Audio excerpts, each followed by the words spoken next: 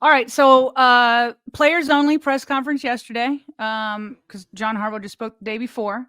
Derrick Henry was there. He was low key as he usually is, but when he showed a little bit more fire, is when he was asked about people using him against Lamar in the MVP race. A negative for Jackson's MVP bid or campaign.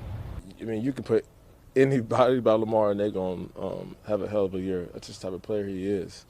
My success shouldn't knock his or, vice versa. Lamar is one main reason why I came here, to play with a Hall of Fame quarterback, MVP caliber quarterback, and I've been seeing all the chatter. I think I forgot who said it. Celebrating the two with him and Josh Allen. They both had hell of years. Hell of a year this year. So, I feel like Lamar, in his case, I feel like his stats can be even better. I feel like he's the best player in the league, and it's only going to get better from here. But I don't feel like what I've done shouldn't hurt him. I feel like he's helped me even more. I mean, it's nothing but facts in there. You can go look it up. Mark Ingram, J.K. Dobbins, Gus Edwards, Derrick Henry. Who else is in there that has been with and without Lamar? Well, think about sorry, I don't want to cut you off, so continue. I was just going to add a couple other players. Go ahead. That I feel like actually warrant, this warrants the discussion. Think about the Latavius Murrays. Think about the Melvin Gordons, right? Think about the players that every other team wrote off and ended up becoming Pro Bowlers here, but at least contributing factors at the running back position when they were banged up, when JK was dealing with what felt like, just unfortunately year after year injuries. These were guys that were contributors and became almost like resurrected their careers, and they ended up going elsewhere and getting other opportunities. Is Latavius still playing in this league? I don't know, but those are a couple names that come to mind, and there are a bunch of others as well at the running back position that benefited from the fruits of Lamar's labor. Devontae Freeman, thank you. Yeah, one. Like it literally doesn't matter if you have a guy that was not a big name or if you have the guy that's got the biggest name in Derrick Henry. When they've been without Lamar, their averages or lows of yards per carry is without him. And all of them, literally all of them, their yards per carry averages are a career high with Lamar. Devonta Freeman, Derrick Henry, J.K. Dobbins, Gus Edwards, and Gus Edwards has the same offensive coordinator right now with the Chargers. It doesn't matter who. Bobby, earlier today on Get Up, they had a conversation. Mike Greenberg was trying to put together an argument that the running back position is undervalued. And he was talking about Derrick Henry and Saquon Barkley. And they probably are undervalued. They put it together, especially these two. I think they've are combined for $22 million. And he pointed out that which wide receiver was he talking about in Atlanta was making more than both of them combined, which is just bananas. And so, but the crew came back and was like, but listen, I think it was AJ Hawk who said, but listen, the two guys you're bringing up right now who are both phenomenal, they play with mobile quarterbacks. People will say, well, look at Derrick Henry. He had a bad offensive line last year. We know. We're talking about his entire career. He's having a better, including 2020, he's having a better career year right now in yards per carry. Like when when you have a mobile quarterback, that mobile quarterback is bringing back up the value of running back because those two guys, they're 1 and 2, and then there's a big drop off with some stud running backs. But there's a big drop off, and don't you be fooled. The impact that Lamar is having on Derrick, and that is exactly what Derrick was saying right there. Anybody's going to have a big year next to Lamar. The Ravens have put up historic running numbers without Derrick Henry, starting in 2019 with an older Mark Ingram. Okay? Like historic. With or without Derrick, the Ravens run game is typically number one. Just want to put that out there. Yep. Others have chimed in, by the way, in the live chat with just other running backs that, okay, maybe not have flourished, but at least have had success here in a small sample size alongside Lamar playing in relief.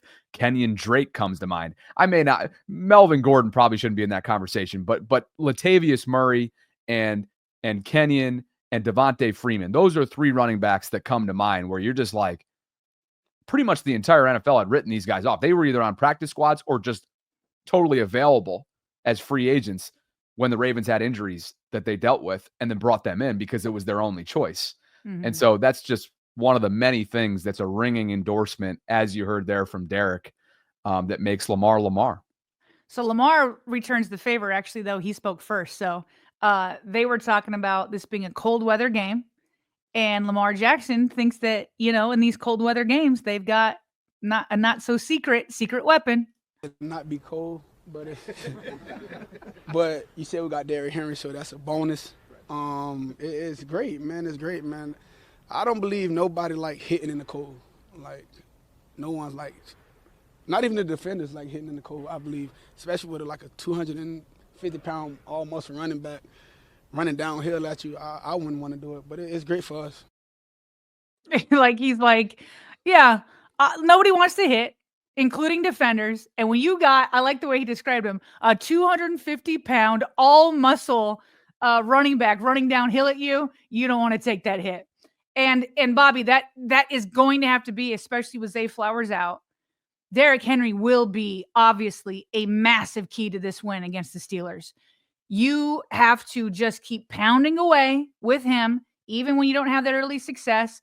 Last time they played, the Steelers were completely more worried about Lamar than Derrick. And so it kept opening up running lanes for Derrick. If they switch and start to focus more on Derrick, then Lamar will have her lane. And as you get that going, play action is going to open up for you. Play action is going to be huge without Zay Flowers. And so in these cold weather games, this is why you brought in the king to be next to Lamar. Speaking of how dialed in these two are as well, I got a little something, 11-second bite of Lamar and Derrick going back to back in terms of just how locked in they are now that the postseason's arrived. Snow game possibly on Saturday. It don't matter. I'm ready for any game. Cold weather games? I don't care. We got to play. Whether it's cold, raining, hot, I go out there and get the job done. As Roquan always says, right? You can roll that thing out on the highway, on blacktop pavement, as he used to tell us. We're going to be there. We'll be there on time, and we'll be ready to go. One last clip from pressers yesterday. This was inside the locker room. If you have all noticed, Nnamdi Madubuike has been given some of the pregame speeches in the huddle. Okay, that's been Roquan Smith's job for a while. So Roquan is asked how Madubuike is doing, and he gives an impression. Get ready for it. Brace for it. More plays. You and Nnamdi have shared and split some pregame speech duties. What makes him good at it? What's a good Nnamdi Madubuike pregame speech sound like?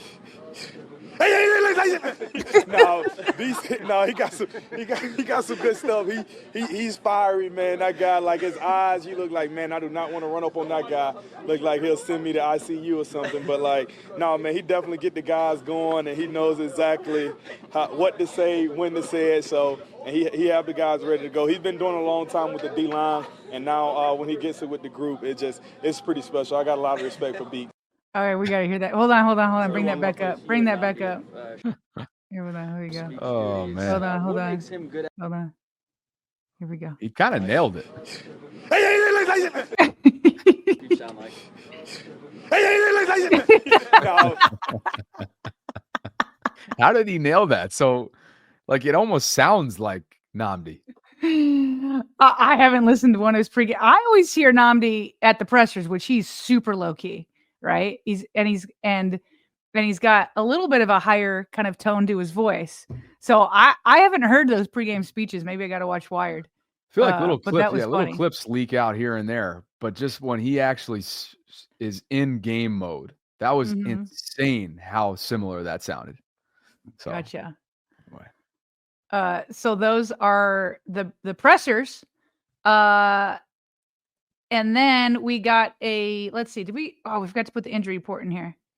All right. Well, basically, from the injury report, there's only one person that did not practice at all, and it was Zay Flowers. Kyle Hamilton was limited. He was fine. Looks like you're bringing it up over. There we go. You got it. Here we go. Zay Flowers was the only one that did not participate, which is obviously not shocking. Kyle Hamilton with that knee, he was limited but played. Deontay Hardy, who's coming, they've designated him to return from injured reserve. And then Justice Hill finally returned from that concussion/illness. So that's really good news that Justice Hill looks like he'll be available. Now, with Zay Flowers in particular, let's bring this back up.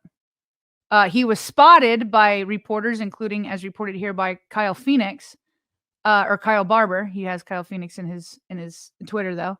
Zay Flowers spotted walking in the locker room with a minor brace on his knee.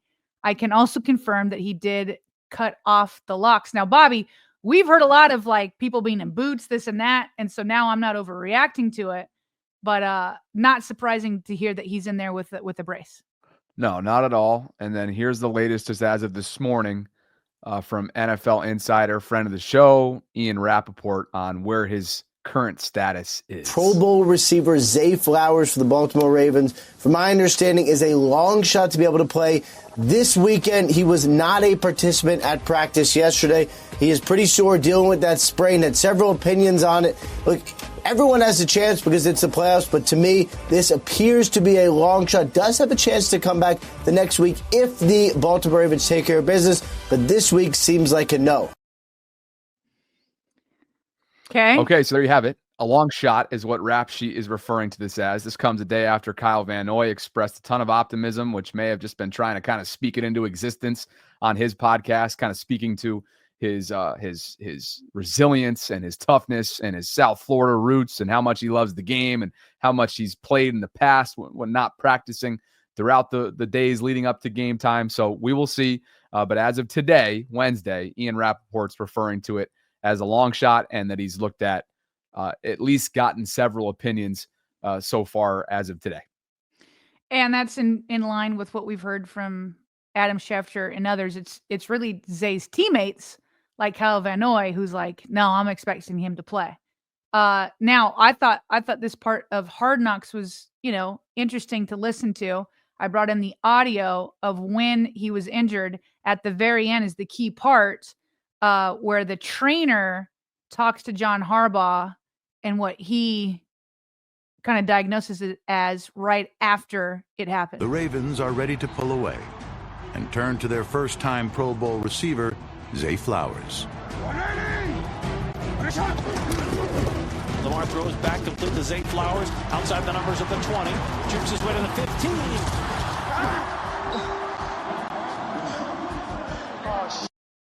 Oh, he's hurt. You get hit, bud?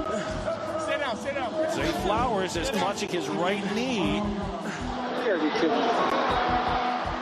And now the entire stadium holds its breath as the Ravens' second-year Pro Bowl wide receiver rides in pain on a cold turf. Right here, we good. You good, man. Take your time. There's everything. You gotta be kidding me. His right knee, but I think the big ligaments are okay. Okay, first of all, I hated hearing him in so much pain, right? And then you can hear John Harbaugh. John Harbaugh knows how big of a weapon he is and how he is the key, a big key to the success to the offense. And so John Harbaugh's like, you got to be kidding me. Oh, bleep, like all that kind of stuff. But at the end, the trainer says to him, it's his knee, but his ligaments seem fine. So, yeah. And then it sounded like since they've gotten those MRIs, it seems to be that has been confirmed, but just not, feeling so good that he for sure will be out there Saturday. Just further emphasizes the need to have Rashad Bateman have a signature playoff game. And of course, Mark Andrews, who's struggled in the past against Pittsburgh, the Steelers have sold out to not be beaten by him, right? Anybody but him is almost what's been their game plan over this series history when Mark's been in Baltimore. So time will tell. And as far as Pittsburgh side of things, they're relatively healthy. Cameron Hayward, who of course is their veteran stud standout defensive tackle, he's dealing with in practice on Tuesday. He should be good to go by the weekend. Dante Jackson's a guy that's missed some time this year at corner. He's dealing with a back. He was a full participant. A couple offensive linemen popped up on this list, but none of which seems to be all that severe. So aside from Zay Flowers, Sarah, that they're in good shape. I mean, George Pickens was down with I think a hammy. That was weeks ago now. And so he'll be good to go, even though he's struggling mightily and is coming off a performance where he had multiple drops. He had an in-game temper tantrum. He was going after the fans. I mean, there was just a lot happening with George Pickens, but just so that you know, the Steelers' perspective, they're in pretty good shape health-wise coming And in. remember, TJ Watt was injured too. Both of those guys were, and George didn't even play.